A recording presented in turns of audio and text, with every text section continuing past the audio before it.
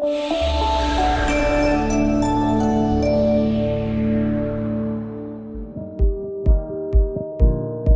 principal y única indicación que tiene el stent ureteral es solventar la estenosis ureteral.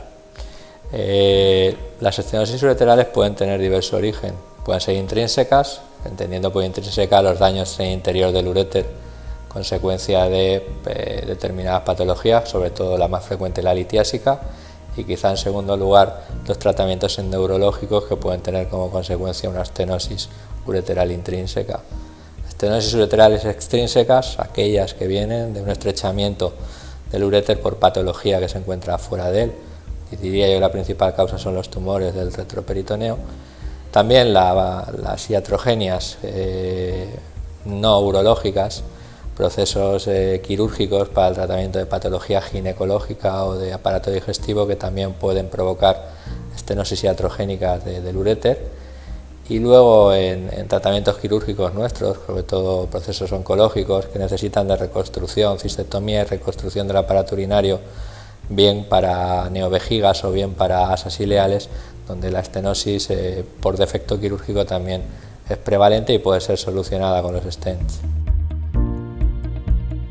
El ideal para mí sería aquel que, en primer lugar, fuera biocompatible, entendiendo por biocompatibilidad el que no sea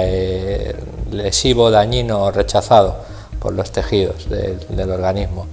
y compatible también con la orina, es decir, que no genere procesos de infección o incrustación del stent, porque todos sabemos que la orina es un medio con un pH variable y esto puede interferir en elementos exógenos como pueda ser un stent, con lo cual para mí la biocompatibilidad del stent sería una de las principales características que debiera tener cualquiera. La flexibilidad del stent que permita la adaptación a las condiciones anatómicas, que en cada paciente son las suyas propias y cada una de las estenosis tiene sus características, y la flexibilidad da un mejor manejo de lo que es el proceso de resolución de la estenosis, y flexibilidad sin perder estabilidad en el stent, es decir, una vez colocado el stent tiene que ser estable, tiene que poder mantenerse en su posición, ejerciendo la función que tiene, que es permeabilizar ese uréter, para lo cual tiene que tener una fuerza radial suficiente para mantener permeable ese uréter a lo largo del tiempo. Y quizá la última sería el fácil manejo del stent, que el mecanismo del stent sea fácil, y luego también entre sus características la facilidad en la localización radiológica, tanto intra como posoperatoria. Deben tener unas marcas radiológicas que sean intuitivas y sencillas tanto para nosotros como para los radiólogos en el proceso del implante y también en el control radiológico posterior que va a necesitar el paciente. En este centro llevamos trabajando con Uventa aproximadamente 4 o 5 años, creo recordar. Ya lo conocemos y bueno, yo creo que reúne prácticamente todas las características de lo que debe tener un stent. Es un stent biocompatible, no nos ha dado, los que llevamos implantados ya más de 2 años, ningún problema de incrustación ni ningún problema de calcificación, con lo cual la biocompatibilidad la tiene. Por otro lado, la configuración que tiene Uventa con sus 3 capas, con el material biocompatible, con el nitinol, con el PTF, hacen que sea un stent estable, que se mantenga en el sitio del implante. Y luego otro de los problemas que tenían los stents clásicos o los primeros que se instauraron era que generaba una reacción inflamatoria exagerada en la zona de implantación ureteral, generando una proliferación tisular exagerada que incluso podía invadir el interior del stent, y esa triple capa que tiene Uventa hace que esto, pues evidentemente nosotros a fecha de hoy todavía no lo hemos visto.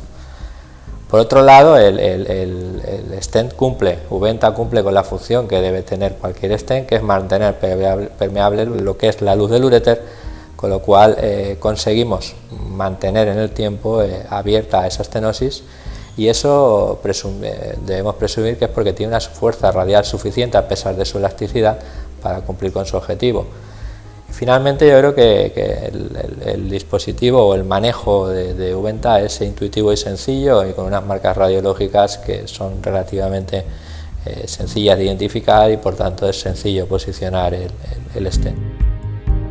De eso no hay nada definitivo. ¿de acuerdo? Los estudios que hay, o por lo menos los que yo conozco, hablan de 3-4 años, y en esos 3-4 años se podrían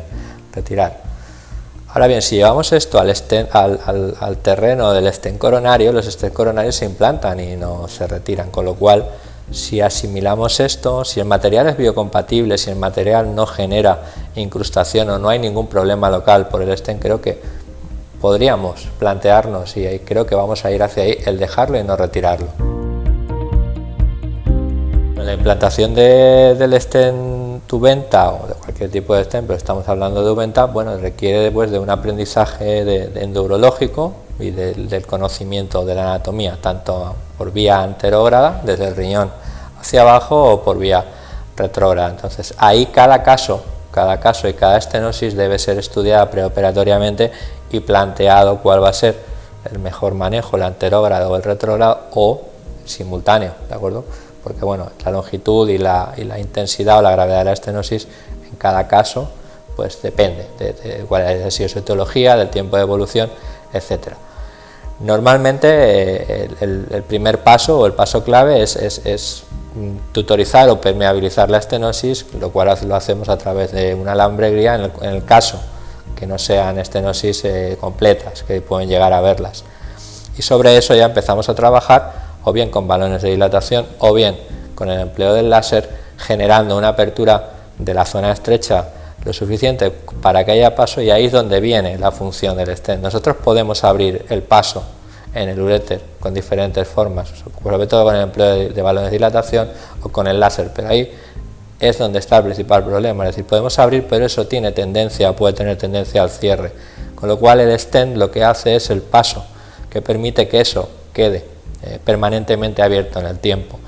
y a partir de ahí es donde yo veo la ventaja en este tipo de técnicas, que anteriormente el paciente tenía que llevar una derivación urinaria permanente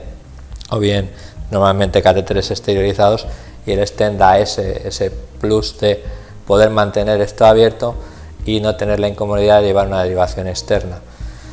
Lo que es el manejo del stent en sí, una vez hemos hecho esto, que para mí lo más difícil es en casos complejos, en estenosis completas o estenosis a lo mejor que son un poquito más largas de lo habitual, pues normalmente no deberíamos tratar estenosis de más de 2 centímetros, pero en algunos casos,